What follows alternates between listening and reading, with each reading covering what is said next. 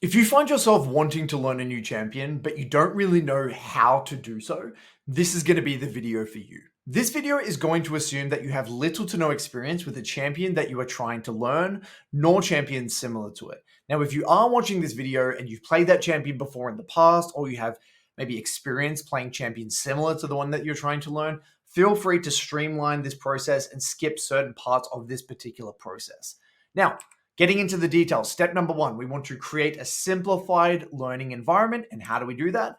We must identify a clear-cut build and rune setup that allows us to essentially plug and play in every single game, no matter what, that will allow you to feel out the underlying champ's basic reference points, game plan, and identity. Now, when learning a champion, we don't want niche setups. We don't want gimmicks. We want the most basic iteration of the champion possible. Now, sure, it may not be the most optimal setup, and it's not going to be the best setup for every single game. And you may have games that you're in a way griefing by taking this particular setup, but that is okay. We need to feel out the basic reference points. Now, the reason for this is that we want to reduce noise, reduce variables, such that we're kind of minimizing the amount of change happening from game to game, so we can actually focus on the actual gameplay specifics. Now, a lot of you are going to ask, how do I do this? How do I figure out what that setup is going to be? I'm going to show you that right now. So let's say I wanted to pick up Ari. I would go to Lolalytics here, and I would type in Ari. And I would sort it by Emerald Plus. I think Emerald Plus is kind of like a good little middle ground there. And then I would scroll down to the build section, and I would basically pick the build that has a combination of high win rate and high sample size. So I wouldn't really wanting to be playing these builds down here with low sample sizes, even if they have good win rates or arguably better win rates, as long as the win rate of the build that I'm looking at is relatively solid. So here you can see 19,000 games, a large sample size, high win rate. This would be a very good stock standard build.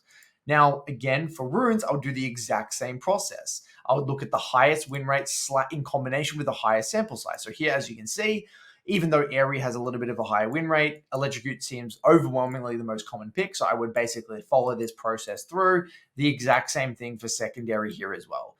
And so I would do this for regardless of the champion. This is exactly what I would do.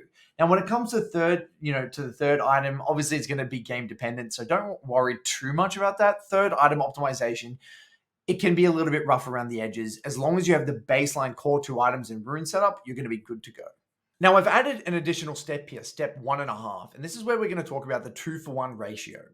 So this is relevant for anyone learning a new champion. Now, the case study that I'm going to use is a platinum player who is maining Ari and Syndra. Maybe this is their current bull, Ari and Syndra. And let's say they wanted to learn Galio. Let's say they wanted to have a champ pool of 3 champs total. Okay, well, instead of just randomly stop playing these champions and just playing all of our games on Galio, a more intelligent way to go about this would be the 2-for-1 ratio, where we would play 2 blocks of 3 of Galio for every 1 block of our main champions on our main account. Now, typically, when we're playing the 2 blocks, and what I mean by block is a set of 3 games, so total 6 games. When we're playing Galio, ideally this is on a second account, a lower account, or in normal games, or in flex queue, not on your main account in solo queue. Because reality, if let's say we're in this case, this is a Platinum 4 player. If they've never played Galio before, realistically, there's no way in a million years going to be playing at a Platinum 4 level of play. So if they were to integrate Galio onto their main account from the get-go, what's going to happen? They're going to lose a shit ton of games. They're going to have a negative experience with the champion. Shit's going to hit the fan. So we want to isolate that learning journey, ideally on a second account that's lower, or again in normal games or a different game mode, right? Now, you may say, well, why is it the 2-for-1 ratio? Why do you do this? Why do you follow this ratio? Well, we want to really streamline the learning process. If we were doing 1-for-1, so 1 block of Ari Syndra for every 1 block of Galio, you're just not getting in enough repetitions and you're elongating the learning journey too much. You really want to, again, double down on getting as many games as possible without overdoing it. I found the 2-for-1 ratio is a really, really great ratio to follow. So the major reason I believe in the 2-for-1 ratio, the reason many people have had success with it, is because it allows you to keep touch with your main champions. And this actually serves a very important purpose of maintaining your confidence in your ability to play the game of League of Legends. If we were to not play these champions whatsoever and play all of our games with Galio, again, like I mentioned before, we're going to have a negative win rate. That will take a toll on your levels of confidence as a player. And if we're playing with low confidence, as we all know, League is a confidence-based game, shit's going to hit the fan. And it doesn't matter how much you enjoy this new champion, it will eventually where you'll get worn down and you kind of will just kind of lose interest in learning. You'll probably just give up learning this other champion and go back to your main champs anyway. So this 2-for-1 ratio is kind of what I follow, and it's really served me well on my journey. And I would recommend this to anyone, no matter what your rank is. Now, for step number 2, we are now in the development of baseline muscle memory stage, where we're creating a platform for structured learning. The reason this step exists is such that we have the baseline muscle memory required to actually execute upon the underlying reference points within the third step. Now, basically within this step, what we need to do is play around roughly 15 games on a second account that is lower rank and or in normal games, Flex U, etc., any work, just to baseline understand how the champion feels. We're not really employing much logic here. We're not trying to overanalyze anything. We're literally just playing the champion. It's like, oh, my Q does that. Oh, that feels nice. Or this ability does that. Oh, I didn't know the range of that ability. We're not trying to win the game. We're not trying to do anything fancy. You literally just want to be like, it's like you would tell a child to go play in the playground, go play in the sandpit, just screw around, do whatever the hell you want. Literally just be free flow, freestyle. And the key here is I don't want to see any crazy tower dives. I don't want to see any crazy roams. Just very boring, somewhat just kind of rudimentary League of Legends with this new champion. Now, the key here, guys, is I don't want to see any low-quality limit tests. These are possibly the worst thing you can do.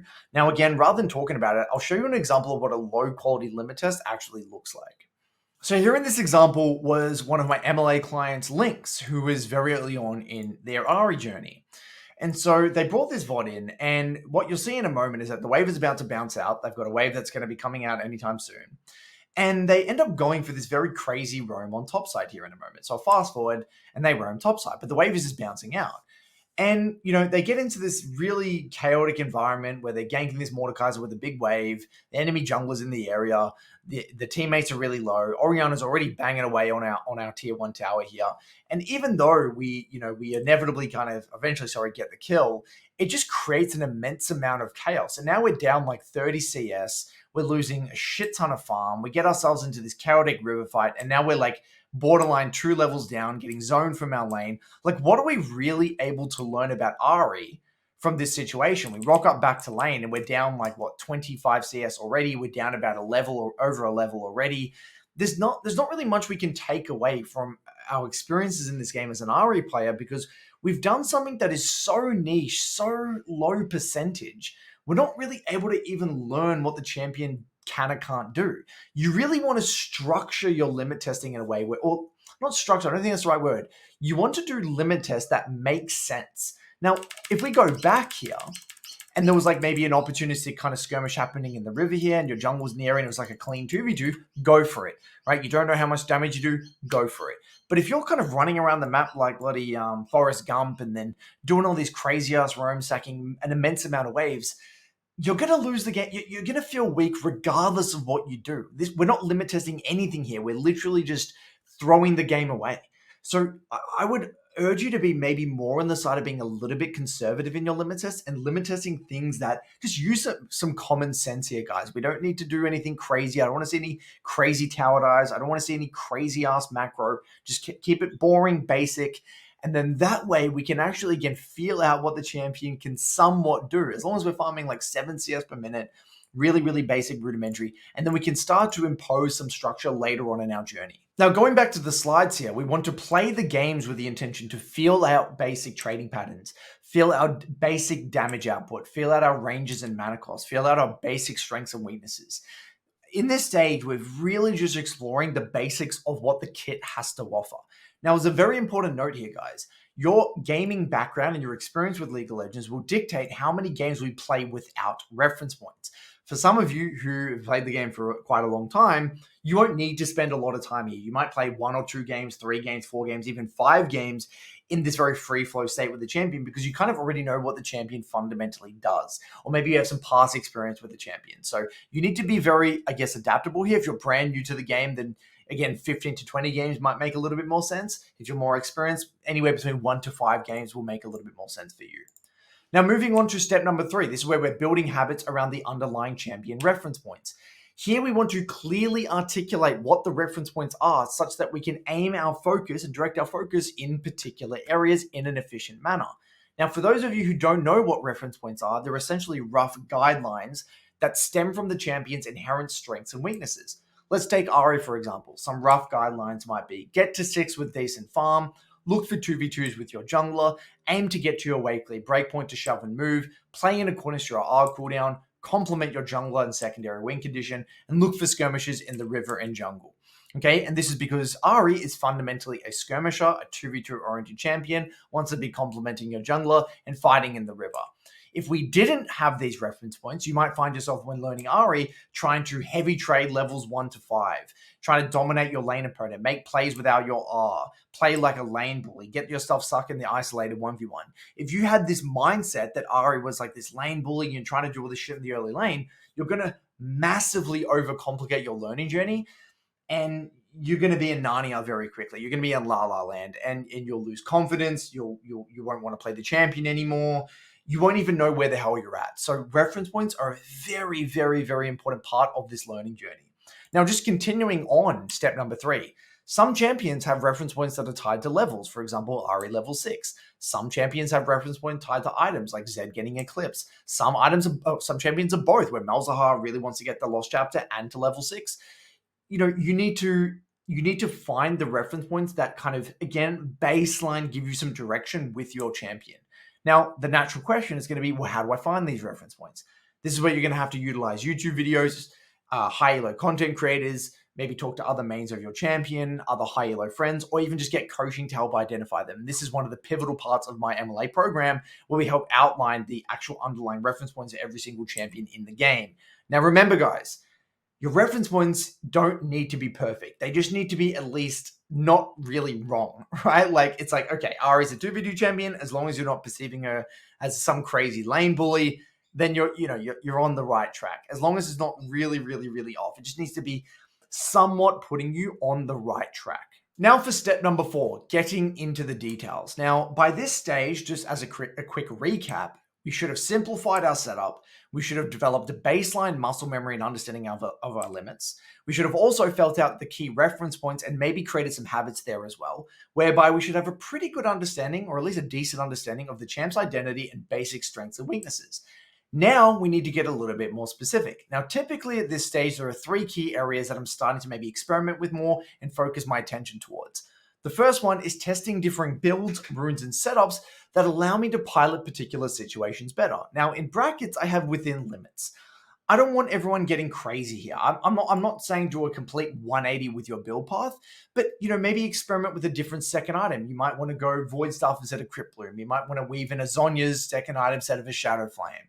You might want to do a Malignance versus Ludens. Like, these adjustments aren't going to completely warp your entire champ's identity. Whereas if you're going from maybe like Electrocute Zed to like Conqueror Zed, or you're doing like a complete 180 with your rune, then look, that's something that I don't really mean. I mean more just like adjustments to your build rather than a complete 180 here. So that's the first thing, though, that's worth noting. Matchup understanding and scenarios where I can break the rules in the earlier stages. Because what we've done here, guys, is we've essentially, I guess, implemented some sort of structure with these reference points. Now I want to kind of poke at those a little bit. Maybe I can, get better at my trading patterns pre-6 on Ari, because the reference points that I need to minimize, neutralize, be conservative pre-6. You know what? I'm going to start min-maxing my trading levels 1 to 6 a little bit more, getting a little bit more specific, having a real big emphasis on my trading. And the third one here is skirmish refinement. It's starting to hold myself to a higher standard when it comes to ability usage-wise in those key pivotal 2v2s and 3v3s. Now, remember, most of the focus is still very much going to be on the first 15 to 20 minutes here. We're not really getting into the mid to late game yet.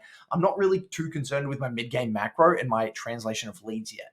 So practically, what this would look like in my reviews would be identifying any major poor trade in the lane phase and really getting into the nitty-gritty there about why the trade went that particular way, not being afraid to get into the matchup specifics and understanding how kits interact. Picking maybe 2 major 2v2s and 3v3s that occur in the first 20 minutes, emphasizing ability usage, positioning, and target selection. Those are the 3 key things that I'd be emphasizing. Number 3 here, heavily reviewing my first 2 deaths with the intention to understand the root cause of my poor threat assessment. Again, really aiming to understand champion and kit interactions. Moving into step number 5, tightening up our mid-game macro. Now, the final step here is to really understand how our champion translate those leads effectively. Now, this is not an easy thing to refine. Basically, what I'm going to attempt to describe is kind of like self-coaching, because reviewing your mid-game and improving your mid-game by yourself, especially as someone who doesn't have a ton of experience in League of Legends, is extremely overwhelming. So I'm not going to bullshit you. This is very difficult. But how I would practically do this for the average player who, assuming there is no coaching or they're not getting coaching, would be number 1, use my emotions and feelings to guide what makes sense and why. For example, let's say I'm learning Orianna. I get into the mid game and I might identify a series of moments, maybe 2 or 3 moments in the mid game, where I just felt like shit. I don't even have to understand why. I just felt like shit. Maybe I'm stuck in the side lane. This just didn't feel good. And then I'll say, okay, well, given that this doesn't feel that good, and maybe I don't know fully what to do, but I know for a fact that this isn't good. This situation of you right now, getting 1v1 and solo killed by the Yasuo in the side lane, this is not it. Let's start to maybe think about this a little bit more. Maybe let's backtrack. See, could I have avoided this situation? What else could I have done in this scenario? Now, what over time, as you make these observations about scenarios that don't feel good, and you can maybe contrast that with things that do feel good, you can start to get a sense of maybe what conditions your champion fundamentally is trying to connect with. It's like, okay, this feels really bad to be in the side lane versus Yasuo in the 1v1, but when I'm in this team fights, it actually feels a little bit better. So again, emotions will give you a sign or a guideline to direct your attention into particular areas. Now, moving on a little bit more, what else you can do is watch high-level players navigate the mid-game on your champion, and then see if you notice any patterns and trends. Now, a few good quality questions would be, what are they doing in the side lane? Do they seem to be shoving and moving? Do they seem to be always at neutral objectives, or are they sitting in the side lane a lot? How are they playing those major team fights with an emphasis on that positioning and ability usage? Now, look, these are great questions, but I'm not going to bullshit you here. Again, improving mid-game is very difficult by yourself. So have a crack, utilize as many educational resources as you can, and do what you can. Now, as you can see, it is quite a challenge, and as many of you have probably found out the hard way, it is quite difficult learning a new champion. But it is exciting. So hopefully this gives you some sort of a framework, rough guideline to help you with your learning journey. If you have any other questions, I'll be sure to see you guys around the comment section. Cheers, and I'll see you for another video soon.